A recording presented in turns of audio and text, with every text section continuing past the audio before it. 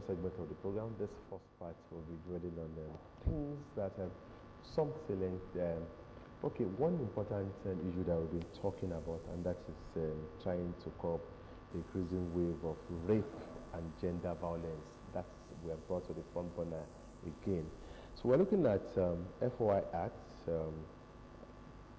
curbing the increasing wave of rape and gender violence, and we have three wonderful guests in-house, so to say. Let me start from my left because it has to do with that gender. Let me welcome Mrs. Mary Ajayi, who is the Executive Director, Women Organizations for Development and Empowerment of Communities. You're welcome. Good morning, ma'am. Good morning, viewers. All right, we also have the Director of the National Orientation Agency here in Ogun State, Mr. Shola Babalola. Good morning, welcome. Good morning, my dear brother. And our friend is also here when it comes to the issue, something that has to do with gender, has to do with human rights, so to say. And so we have from the CDHR, Comrade Yinka Folari. Good morning, Alaji. Good morning, our viewers over the place. Yeah, let me start from Mrs. Mary Ajayi, who is the Executive Director of Women Organization for Development and Empowerment of Communities. FOI Act, which is about curbing the increasing wave of rape and gender violence. Is it still, let me just ask you as a woman, is it still rampant that is talking about rape and gender violence? Mrs. Ajayi. Thank you. The issue of rape and gender-based violence is now in the highest form ever. Really? Because of so many things that are happening at the moment. The pandemic has added to it. People are agitated and are angry. And we know that one of the causes of gender-based violence and rape is that men want to exert their power, and that when they are angry, it's the women they met the anger on. So we are at the highest rate ever recorded of gender-based violence and rape. Mr. Babalola, the FOI Act, is this strong enough to actually see to the decrease or eventually curbing the increasing wave of rape and gender violence? What specifically is the FOI Act trying to achieve here? Yes, let's start by actually letting us to understand the FOI Act itself. FOI Act enhances public participation in issues and governance of their own affairs. It brings about openness in dealing with activities and governance. And of course, it brings about transparency. And of course, it brings about, it fosters achievements of objectives and targets, both in issues of development and issues that affect people. So against this background, I'll tell you clearly that the FOI Act is a formidable instrument, is a formidable mechanism to step down the increasing rate of rape and gender violence. Why? You see, before now, issues of the police, the security agencies, they are really doing a lot in attacking this particular crime. But what we are saying is that in most cases, issues, information, figures, even the rapists surrounding the gender violence crimes and the likes are treated as confidential. And of course, in some cases, people believe that once the high and mighty are involved in cases like this, should be packaged. They are swept under the carpet and the likes. But what the National Orientation Agency is actually canvassing for now is that people should use the ladder of FOI Act that allows them to speak out. Aside from that, to ask questions from security agencies on issues of gender violence. So the National Orientation Agency actually believes in this, and we are collaborating presently with those security agencies that they should have a desk once they have a desk specifically for this, people will give attention to it, and of course people will freely approach it using that. Yes, security will attack it, but by the time people are monitoring, they are serving as watchdogs, they are asking questions relating to specific rape cases and gender violence, definitely we shall achieve something. The FOI Act is an act of openness, if properly taken the way it should be taken, Comrade Folari.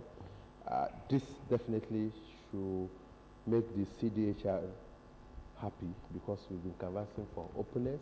Let's know about it, what is being done. Let's have these rights to know, to ask questions. Now, what's the view of the CDHR concerning this issue of the wave of rape and gender violence? Are you satisfied with the steps the stakeholders, government particularly, has taken, especially in dispersing justice to those that have been caught? Will you say it's enough deterrent?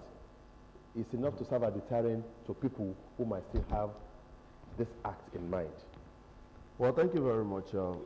It's quite unfortunate that we haven't done much as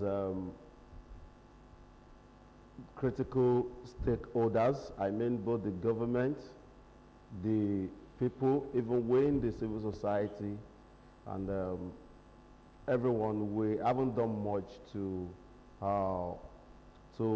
curb the menace of these rape and gender-based violence. How do I mean?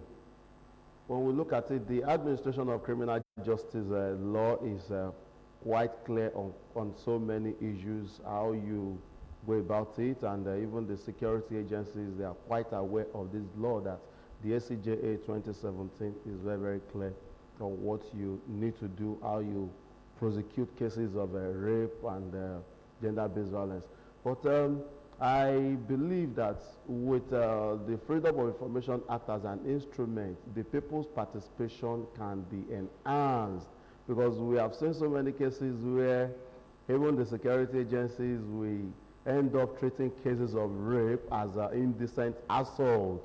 You can imagine when a case of rape is actually established and the victims and the family want to press charges that no, we must curb this, we shouldn't allow it to stay in the society.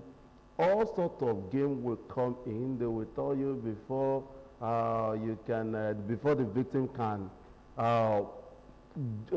assist in prosecution, you must part with some certain amount of money for them to file a motion ex parte before the High Court can actually entertain such. And we have discovered that these are one of those loopholes that has actually been given room for perpetrators, because when a rape is committed and the case is now being frustrated that if you cannot part with 20,000 or 30,000 for us to file motion ex parte, then that means we have to charge that the suspect with a lesser offense. This is what is happening with a lesser offense. As against the rape that has been committed, they will now go ahead and say, we cannot keep the suspect for too long in our custody, but the next option for us is to charge the suspect with indecent assault.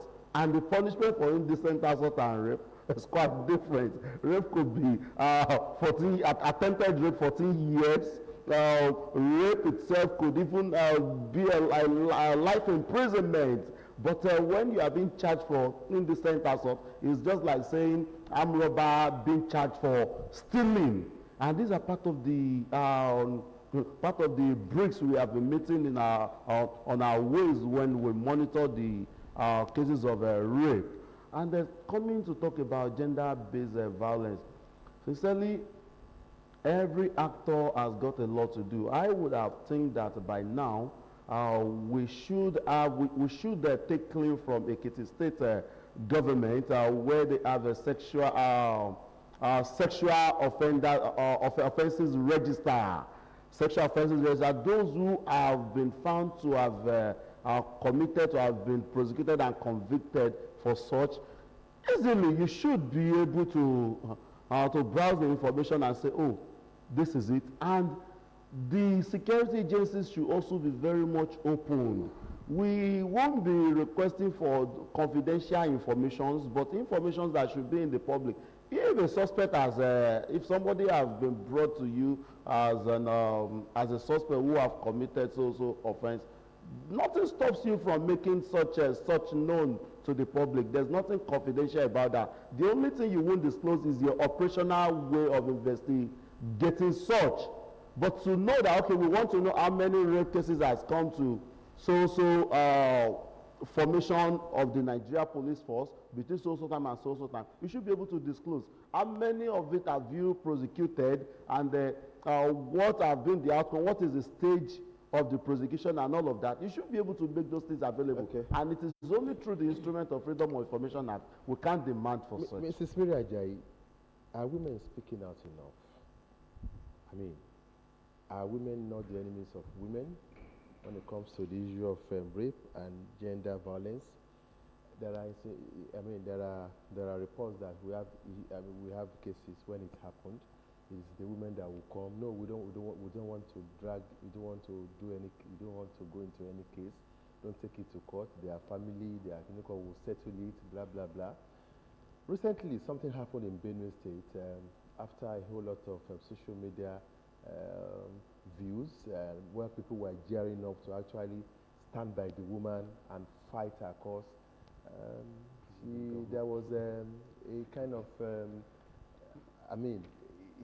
she said she's okay, that she has settled with her husband, and everybody went home to sleep. So, how will you want to look at this, and of course, your view on the issue of women actually not doing enough beyond just speaking in public like this to actually tackle the issue of rape and gender violence?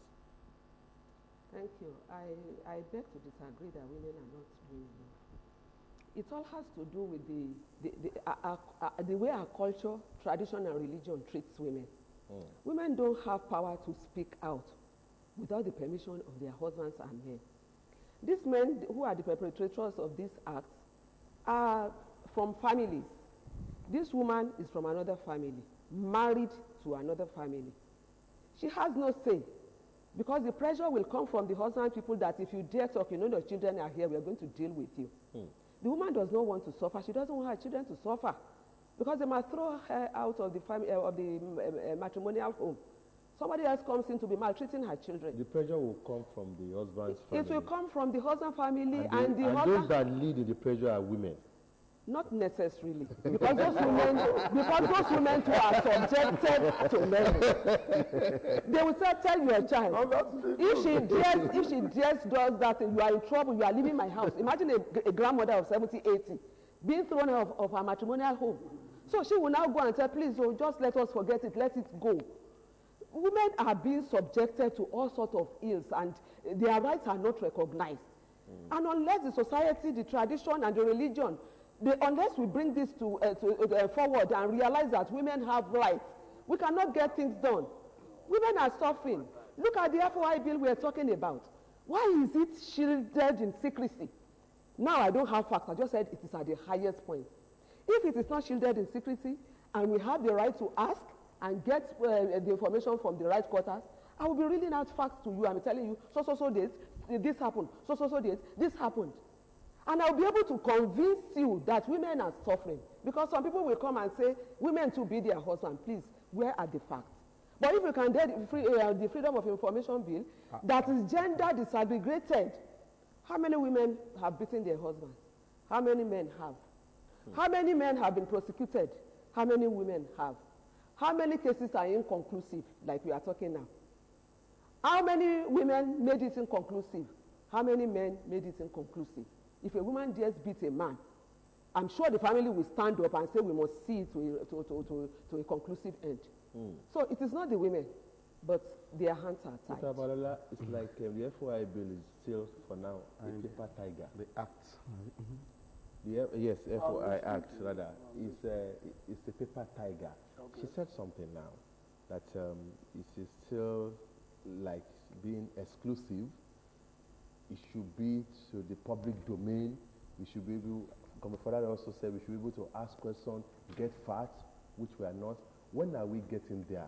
Are we just going to be polishing and of course? See, let me tell you clearly, even my comrade can bear me witness. National Orientation Agency is actually doing a lot to sensitize people on the FOI Act. We have it in Yoruba and English, which we move on to sensitize even in communities. Maybe off camera, I will tell you later why mommy is not too conversant with the document and the likes. That's on the lighter note. So what I'm saying is that If I want, maybe I should just ask this question. Okay. If I want to get an access to the FOI Act and use what it contains there to get my information, how do I go about it? I will even give you copies. I have copies, both in Yoruba and English. At every program, he can bear me witness. You have attended not one, not two, not three. Okay, let me take it this way, sir. Okay. I know that you are always doing your best and, of course, trying to sensitize people when it comes to you. But let's be practical. Looking at what she said, now, even with the FOI bill, if we have tradition and religion still curbing and still gagging us, can we get the result? You see, I'm coming there. Okay. Aside from your question, I have some additions or opinions on what she said. See, let me tell you clearly, the problem we have with this, not necessarily the FOI Act alone, with the entire systemic problem, is that there's a collapse in our value system. Complete collapse. Sorry, let me speak sociologically. The social institutions that are meant to actually mold behavior, we have a collapse. It's just recently that some of them are beginning to wake up. One of the institutions is the family system. There is no way we can exonerate women from the collapse of the family system. As a social institution, the truth is that the child comes in contact with the family first before any other social institution. The woman is the engine of molding the behavior, appropriate behavior. See, the family has failed in this area. The woman now competes for pecuniary motive with the man, leaving the entire role she has to play. Goes out at 4 a.m., comes with the man, because she works in a bank, she lives in Ota, has to go to Victoria Island, and comes back in the evening because of the traffic system. I want to use her as an apostle of change. I want to send her a message to the women folk. I'm equally carrying the message. See, a man has ego. A woman has ego. The area she said that women are not given appropriate opportunities to speak out. Ma, I agree with you to some extent on that. Another problem women has is this. While the man wants to pursue the case, while the man wants to pursue a particular case of rape or whatever, the woman will call the man behind, please, don't stigmatize my daughter. The moment you put this issue in the public, there is stigmatization. The name of our family is involved.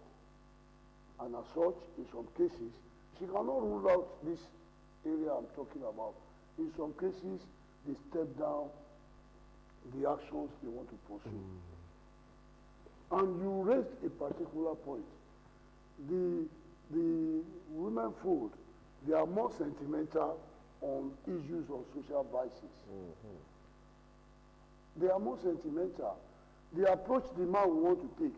You said it that if they should drive out a woman from The pressure from the husband's house. the husband's house. is The usually- women are the actors Yes, yeah, that's what behind this. We cannot rule out this. So what I'm saying is that the family as a social institution has collapsed, but I think with this awareness creation and the likes, it's getting better.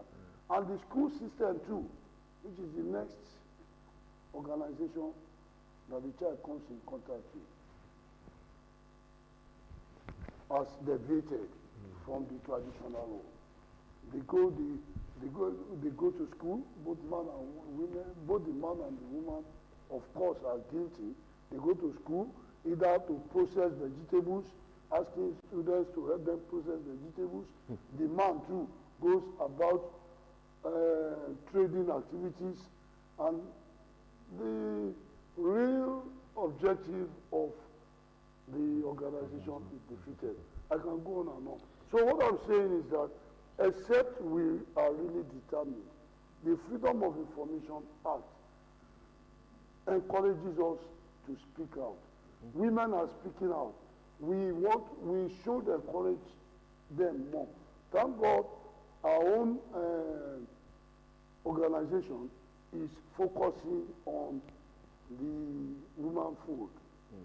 And as such, let us, if you believe we are not giving you enough opportunity to speak out, use your own organization as well as other gender-based human rights organizations to push your cause. Okay, Comrade Falani, whether we like it or not, let's be factual now. Rape and gender violence happen from the male gender more to the female gender. Now, if you want to take it up because it is their constitutional right, and you want to, from your organization, CDHR wants to take up issue, get a lawyer. How does that make you feel when the woman just turns around because of intervention and say, no, let's just leave him. He's my husband. She's my husband. After being battered, she's my husband. I want to go back to her. I will settle. Why do you go from here? There's nothing you can do. Or do you want to say you want to pursue it to serve as deterrent to others? Well, thank you very much. We need to know that though some rights are fundamental, some offenses become criminal when it goes beyond what one could imagine. That you have your right to life does not mean you have the right to take that life from yourself. It is a crime against the land. I don't have right to take my life. I won't say because it is my life.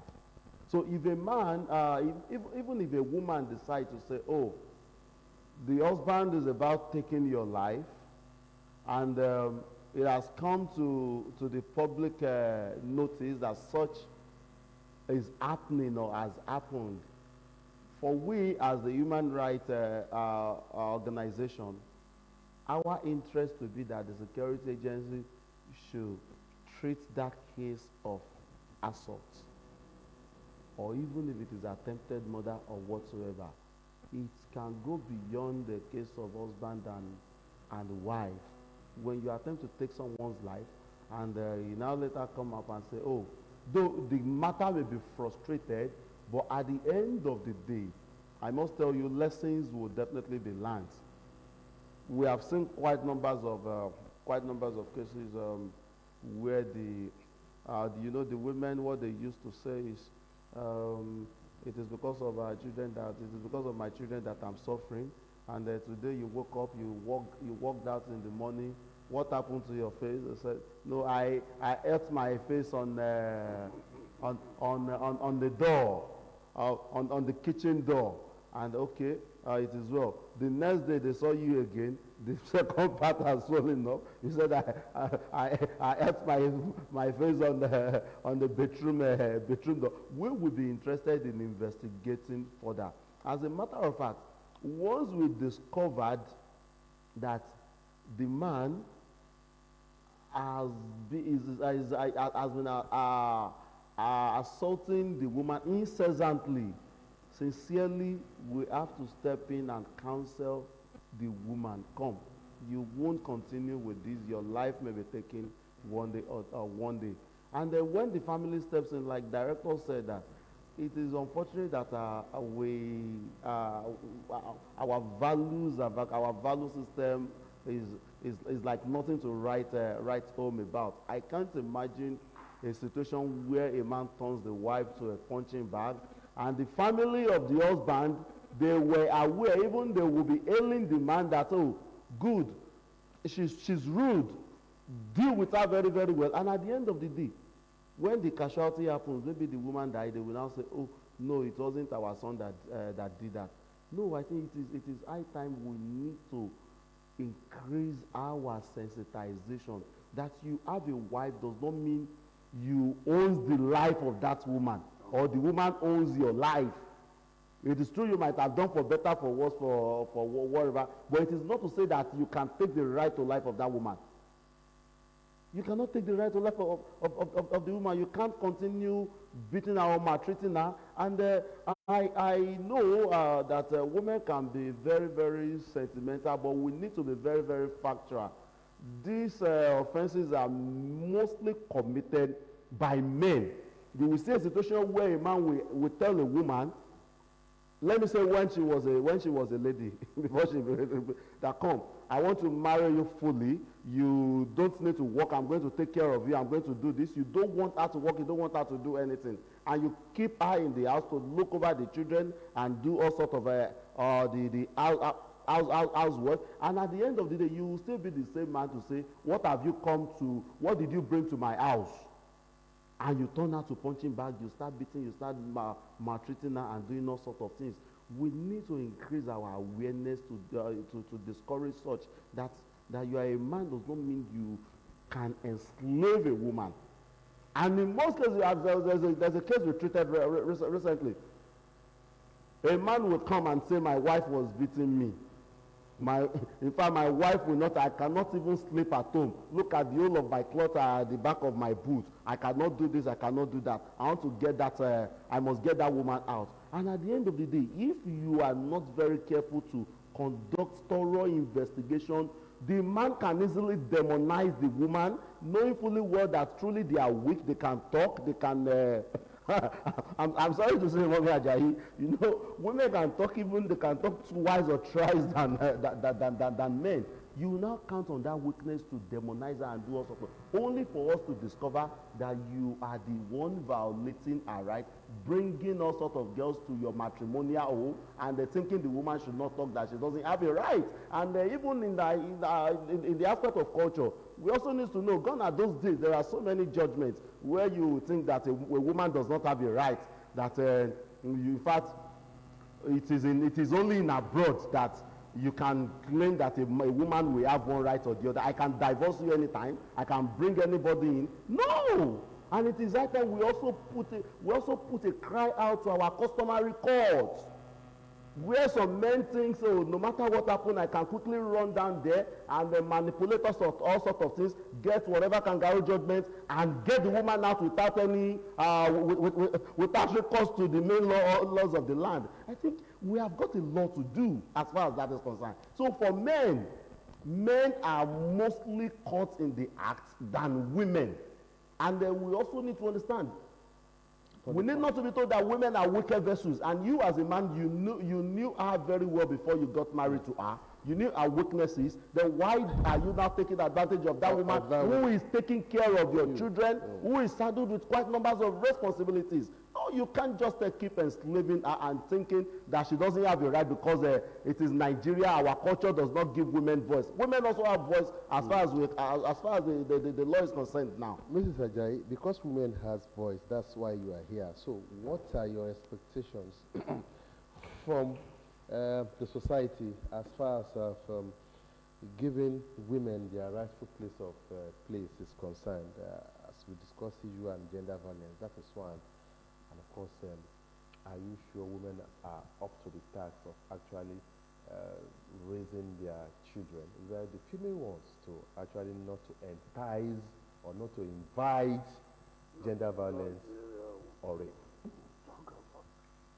Yes, I probably want to react to the director's comment.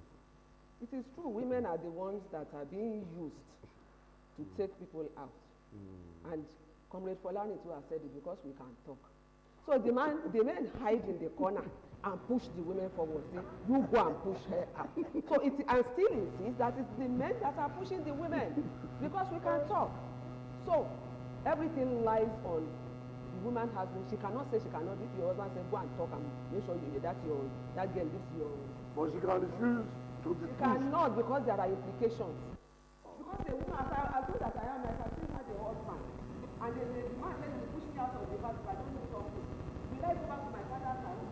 So it is the men that are pushing us to do it. So I want to tell the women now that please get up and fight for your rights. Mainly when the woman goes up out in the morning and comes back at night, is the man giving him enough money to support the household? Otherwise, he will not be strong. We like to stay at home and rear our children. But the fund is not sufficient. And we want to assist you. Now it's become a trouble. So now, women are the one rearing the children. We are the first contact, as the director has said, and I thank you for recognizing that. So we need to have peace of mind. We need to have all that we need to rear our children. We are ready. No woman wants her child to be a thief. No woman wants a child to be a vagabond. No woman who is in her right senses will be instigating the children against the husband to permit violence. It is wrong. I know of a man, I usually say it, he's highly placed. When, educated, works in a university, at a certain time in the year, he will tell the wife, you have to go out of my house. For no reason, for no justifiable cause. And when he was young, his father used to send his mother out of the house, at least 3 months in a year. And all of them, the woman would pack all of them to her parents' house. So it has become, he has seen it as something that is the norm. And he's educated, and so he too will say, you have to go to your father's house for 3 months. So I'm still insisting that women mean the best for their family, even their husbands. But let the society recognize us as this. Let them give us our rights. Let us recognize that we are women, and we too have rights like men. And of course, as women organization, what are you doing also to curb indecent dressing? That is. Well, that's the area. That is one of the reasons why you can invite rape in indecent dressing, even though if you have the right. What are mothers doing? What are the women organizations doing? You even see some mothers at an advanced age, you weep if you see the way they are dressed. So, what are we doing about this? Yes, that is as a result of our values that are broken down. And we have been emphasizing this. I hope something will be done. When in school, when we were young, we used to do civic studies. We used to do all these governance, all these things. They tell us how to dress, how to do everything. They teach us history. And you hear about Madam Ransom Kuti, you never see her naked. All the good women, so and so on, you don't see them. But history has been cancelled from the school curriculum. No civic. You have to complete what you are doing at home with what is outside. When the mother teaches the child at home, and the child gets to school, there's no enforcement or continuation of what the woman is teaching. And there are peer. Don't forget that peer influence is very, very strong on children. So they will come home and pretend to be good children. All these cultists, all those druggists, do you think they go home to show that they are cultists? They pretend to be good children at home. And the peer influence is there. So the government has a role to play in bringing back our values. So is the society. And for the men who rape because of indecent dressing, if you see somebody that has aroused you, why don't you go back to your wife at home? If you even see indecent dressing on TV, will you break your TV? Oh, I'm going Just permit me to say one or two things. Mommy, yeah, go ahead. We are fully with you that you should at least hijack your rights. That's what we are saying. We are not saying that the manfold will not want to bully, will not want to take advantage of the weakness of the womanfold. But what we are saying is that women should begin to speak out, fight for their rights. Fighting does not mean physical fighting in the home. Don't misinterpret all this. But what we are saying, because the truth is this, you will want as a man to at least defend the woman. But in some cases, like he said the other time, when the woman says, please just leave him alone. We've come far from about 20 years ago, and because of my children, nobody can drive me away from my load. What is their load? What is their property when your life is at stake? Mommy, this is the truth. And the way out of it is interesting. I'll go back to what I had said earlier. I was just minding time. The socialization institutions, agencies, there are 4. All these institutions must go back to the yesteryears, where our core values played dominant role. The family must wake up. The next institution is the school system, like Mommy said. Everybody, if the family plays its own role very well, the school system, because immediately the child is about age 3 or so, moves forward to the school, and of course, the school system continues. The next institution is the religious organization. And I'm talking this way because the religious organization is a very important organization. A religious leader is even more respected than your father, than your mother. That is when they practice what they preach. Well, that's what I'm saying. That's what I'm saying, that we should not capitalize on this as a religious leader. I know what I'm talking about. I'm a pastor, so it's not that I'm castigating any. But we have a very vital role to play. And we have very serious power. Even the president, the governor, senators, all of them respect their religious leaders. And if you use this to counsel our children, indecent dressing will be stamped down. Some other crimes, rape and the likes. So then the government is the 4th institution. Government is trying, that's why we are talking on issues like this. All these institutions should wake up. But the truth is that I want to suggest that the womanfolk should seriously wake up to their rights. I will not agree totally with Mommy that they are being pushed aside. And the truth is that indecent dressing, the women has a major role to play. Don't let us shy away from the reality. We should do the right thing. Even I can't imagine somebody that is fat, a woman, not a child, wearing jeans and very fitted body hugs, top, showing all the features. So will that child, if she has a female child, will she not wear the same? Can she stop it? Please, I agree that somebody dressing indecently is not a reason for you to commit crime. Is a rape, is a crime. That's a different case. That will be treated with law and the likes. But what I'm saying is that man is moved by what he sees. What of when the men wear trousers? What about in as much as I condemn indecent dressing, I still want to feel that there are quite numbers of lunatics, mad women out there who dress even naked, and yet these so-called perpetrators don't go on to. You are going to a different level entirely. Indecent dressing should be discouraged, but we should know that is on a moral and cultural ground. It is not the position of the law. No, we are not talking of. We are not talking of law. Indecent dressing. But we are saying that the value system should be used to curb we have to work towards restoring our value system. But sincerely, it shouldn't be it shouldn't be an excuse for anyone to commit rape. You could say that it is not an excuse. We agree. Let me ask you this question. Yes. Let me ask you this question. Yes, human rights, it it's a global issue. Yes. But we can also say it depends from, I mean, cultural values Yes. also come into place. Yes. What we see as indecent dressing in this part of the world might not be seen in some part of the world. It's a free world, and you cannot use that as an excuse.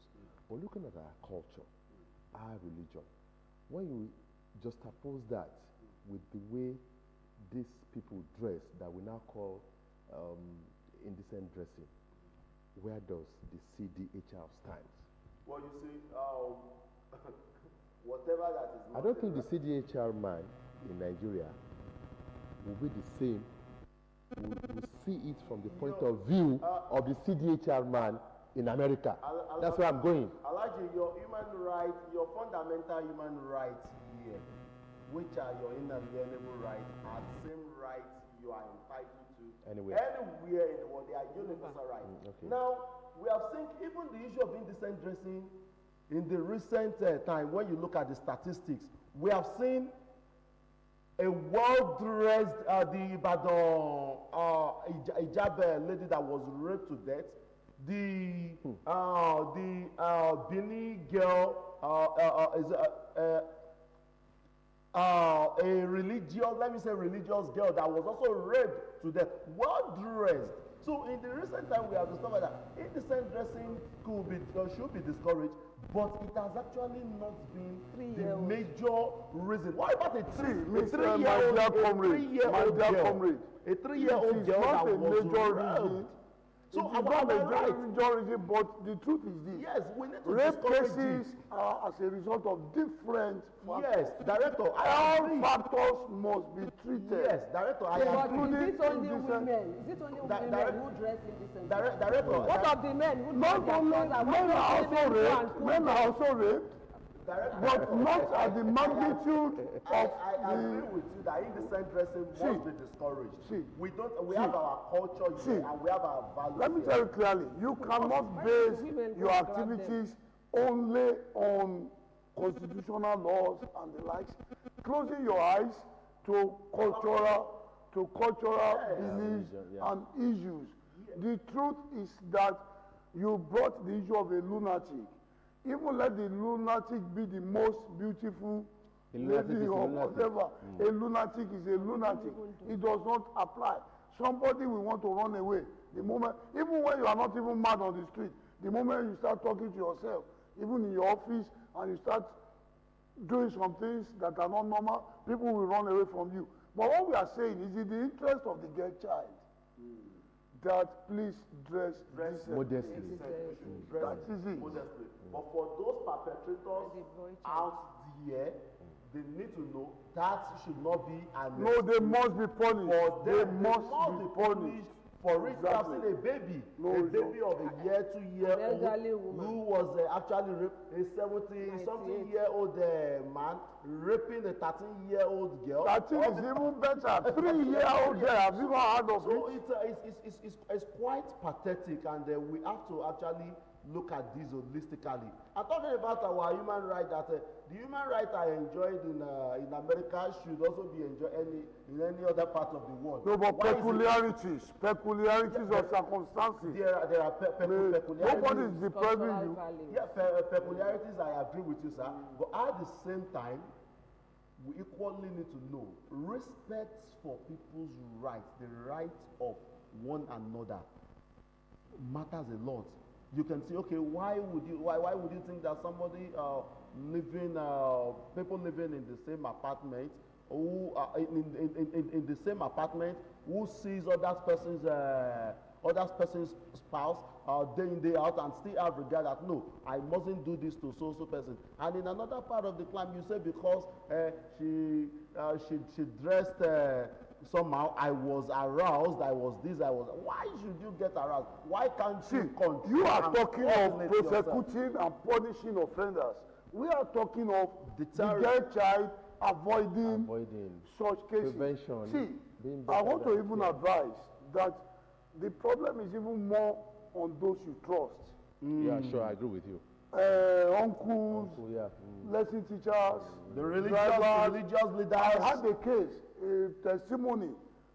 In fact, family friends. Yeah. The very close family relationship. Parents. The boy came, knew the daughter was alone in the house, and of course, about 3 of them sat down. The guy confessed he was enticed to that, to do that thing, because there was a time the guy wanted to, maybe the way mom is sitting down, this is the girl, this is the girl. So the guy just bent down, and of course the upper part of the breast was revealed. From that day, the boy lost the idea to do that act against the interest of the girl. And when he learned that the girl was alone in the house, moved into the house as a family friend, the girl will not bother why he came in, and eventually raped the girl, killed the girl. So, when you are talking of law, please let us take all precautions to save our girl child. Mr. Ajayi, after all said and done, some cases get to the courts. Some people were prosecuted. How will you want to rate our justice system as far as prosecution of rape offenders or gender violence offenders are concerned? Is it encouraging? How many months or how many years does it take for them to get justice? Are they not also tired along the line when justice is being delayed and prosecution is dragging on? What do women want in this aspect? Sincerely speaking, those cases that we have taken to court, they are well treated. But the evidences that are needed are the things. I think these have to be reviewed. When they tell you that when somebody is raped, sometimes they say they need an eyewitness. Sometimes they say they need to see the sperm is on the body. Can you, for heaven's sake, somebody has been raped. That person has suffered. The first thing you want to do is to get rid of anything that will remind you of that thing. They now say it is unless they see evidence of that, or evidence of you being having been assaulted by a doctor. How many people, you go to the doctor, you have to pay, because if it's you say government hospital and it's not on a weekday, we know what it is. Then you now say the doctor has to write evidence that they saw the sperm around the genitals, and they have to, sometimes I think in the north, they need an eyewitness. Somebody is going to rape somebody. Will he take somebody along, or will he not be sure, just like a director has said, that that person is alone? When all the things that are required are put together, and those are the things that delay justice. Because if the law says that is the thing that they need to do, and when you go to the court, is what you put down, or the evidences, the exhibits that you give, that whoever is going to deliver the judgment will use. But some of these things are missing, and there are things that are probably almost impossible to get. I was at a program one day. A woman, I heard her on the call. She said, they raped you at Ijebo. They were in Abeokuta. The girl said yes, that those girls are going to sell things in the house. She wanted to sell. The man lured her into the house and raped her. And the girl called her. I just overheard. Rape. Immediately I read it. I said, where Ijebo? Tell her to stay there. I will call our people working there to go and meet them. The woman said, please, just be coming to Abeokuta. I felt like weeping. You are ready to help. You are not going to spend anything. You are not going to do anything. You said, just come home. I don't want trouble. Exactly. So you see, I'm not saying women don't have their fault, and they will say we don't want trouble. Well, that trouble is what we should look for to stop them from raping us. And those people who are committing it will say they won't do anything.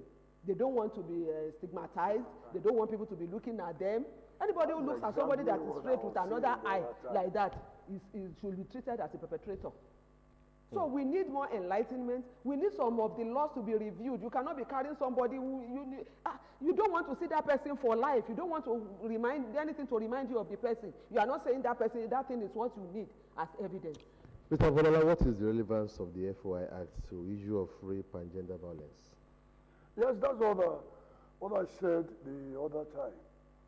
The relevance is that particularly I paid advocacy visits to the security agencies, and of course they keyed into it, because everybody, irrespective of your rule in the society is against rape.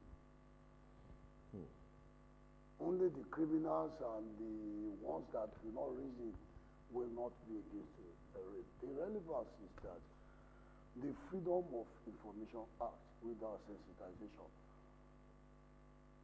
enhances the commitment of the security agencies in terms of revealing information, creating a desk office, like we have been saying, cooperating with the victims of rape cases. When human rights people goes there, they now know that they want the stakeholders to participate actively.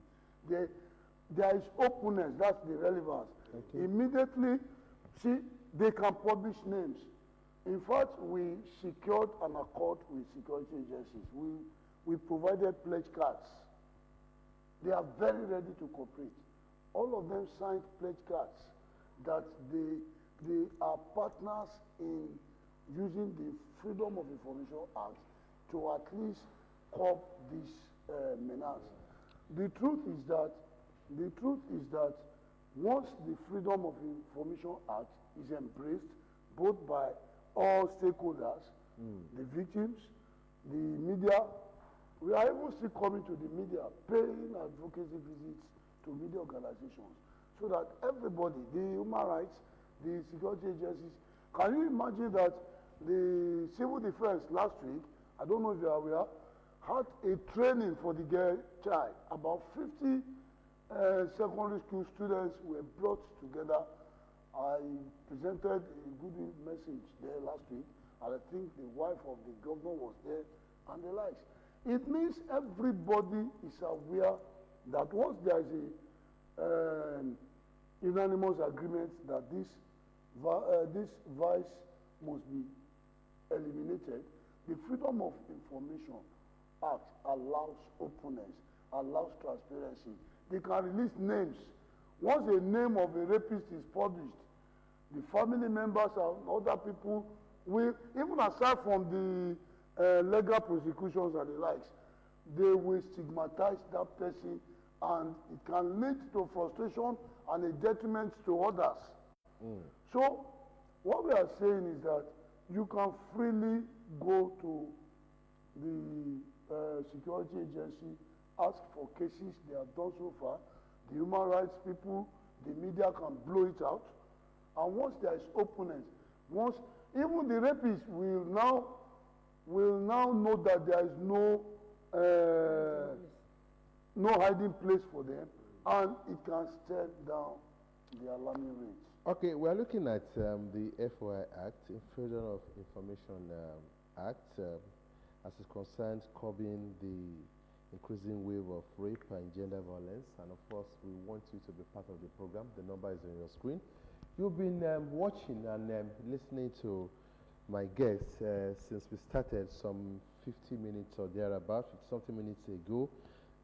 So what's your view? Before I have a question for Comrade Folani, but let's take this call. If it is for us. Hello, good morning. Yes, my name is Kendi Samuel from University. Kehinde what? Kendi Samuel from University. Okay, you've been watching the program since we started. I've been watching the program. Good. Live and direct. Okay. Now, the issue is this. You see, thank God for that woman that is there. Let us look at the issue from the other angle. What about women that also entitle men? That's another factor. That's a very big one, because I know that India is there. But so many men that is there, even the school students, you come and say, it's the time for us. You can see domestic study, and they come to your room as private as a client, and they entitle you. Let's look at it from that angle too. Not only men, even women, they are even men today, because these women are men. If woman entices man and anything happens, I don't think that's a rape. Is it? Okay, we don't get it. Madam, you want to contribute to that? I didn't even hear him well. He said, what about women enticing the opposite sex and something eventually happens? Is that rape? If the man, the woman forced, number one, it is condemnable. I don't agree to that. Yeah. But if men are weak when it comes to sexual matters.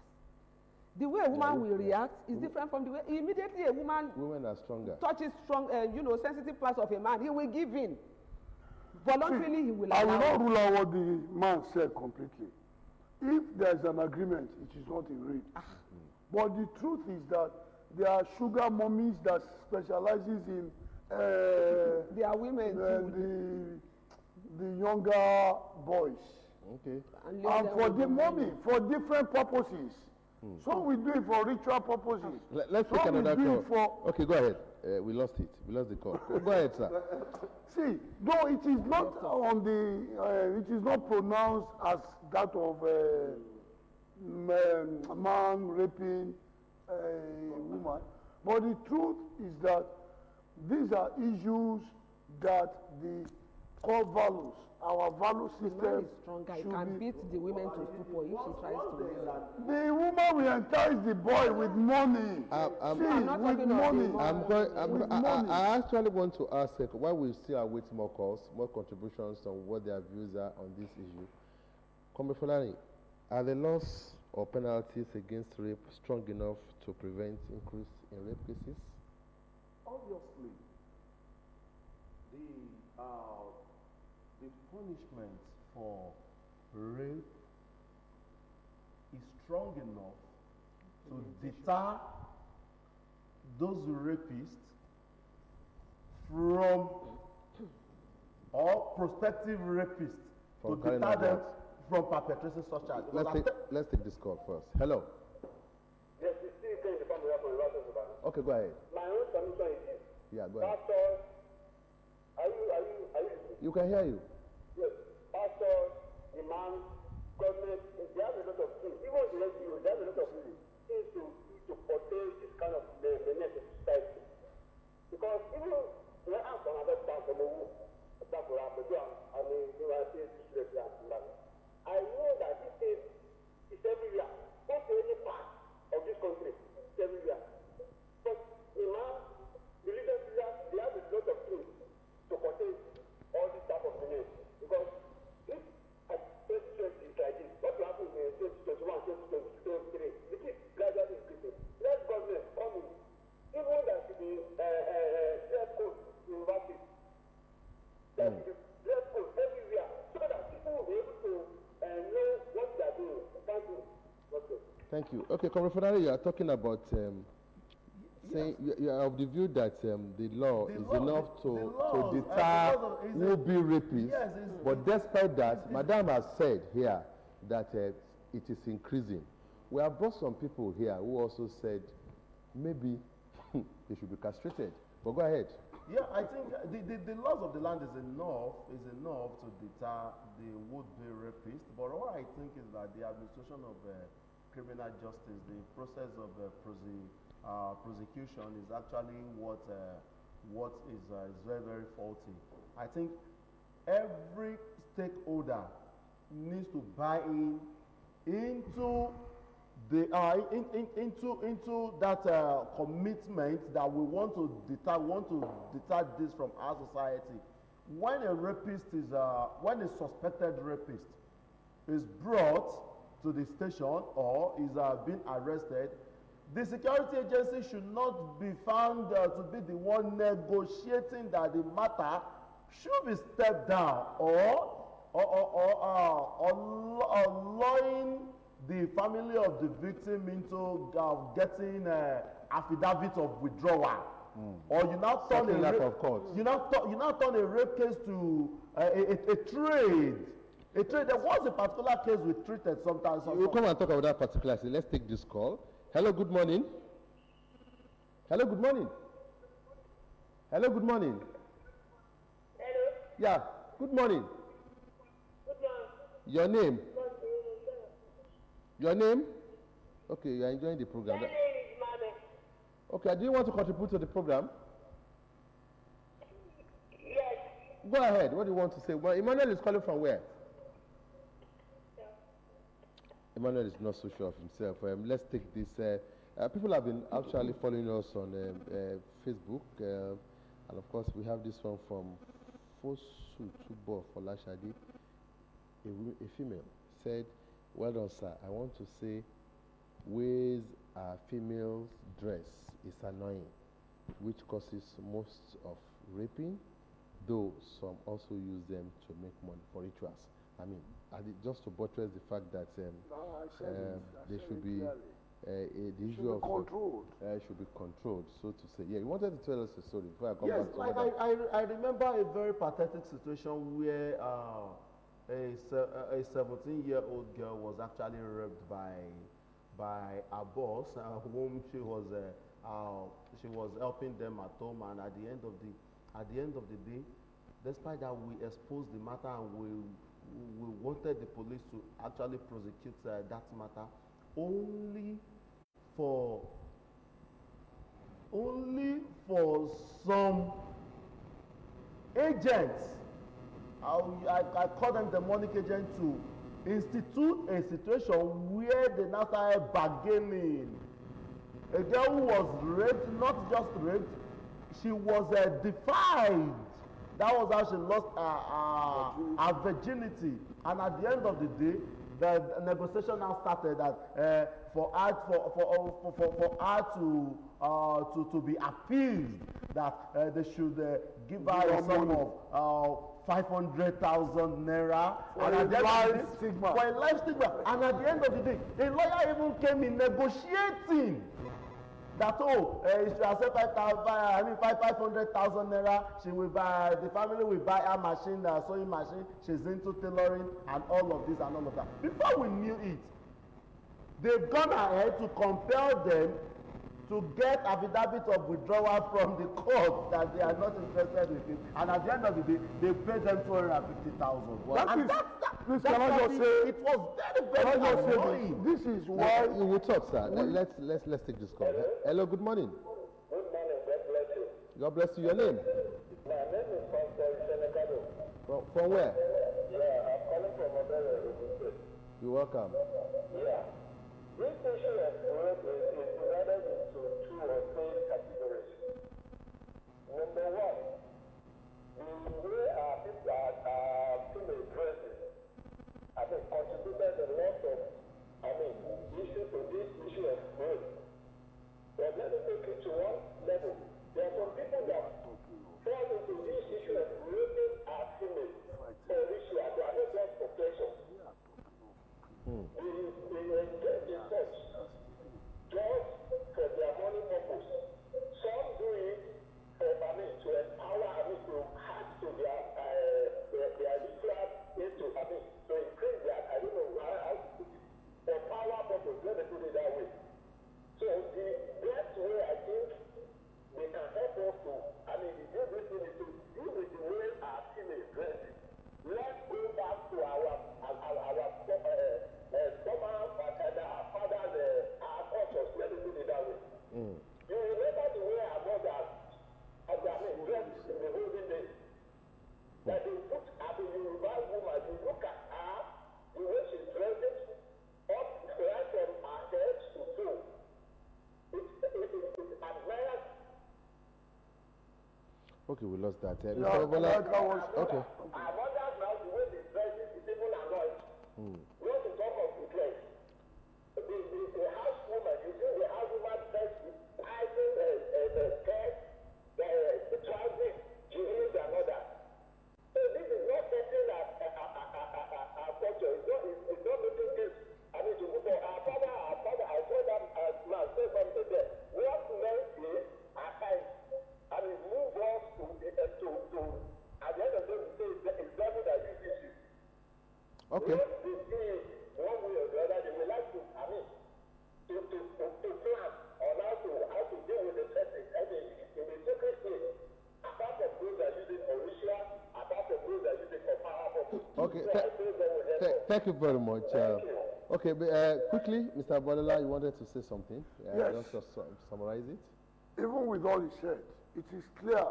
That's what we are saying from the National Orientation Agency, that the way out, the solution is value reorientation. To return Nigeria and Nigerians to yesteryears where our core values played dominant system, a major role, in addition to the Freedom of Information Act. Yeah, I want to thank you very much. Time well spent with you people. I had wanted to ask Mrs. Mary that most of these victims are domestic staff ourselves, were women, and of course raped by those who employ them constantly. But I know that it's women that will not even allow people, such cases to get to the public. But that's a discussion for another day. We've been looking at FY Act covering the increasing wave of rape and gender violence. And of course, we've been having as my guest Mrs. Mary Ajayi, Executive Director, Women Organization for Development, and of course, Empowerment of Communities. Thank you very much for coming into the program, ma'am. Thank you. Comrade Yinka Folana, I want to thank you very much also. And of course, Director of National Orientation Agency here in Ogun State, Mr. Shola Babalola, is always here to do this sensitization. Thank you very much for coming to the program. Thank you. But that's how far we can go for now on this edition of the program. The program continues with the other parts of the discussion segment. Charity James will be on there with our guest. Don't go nowhere.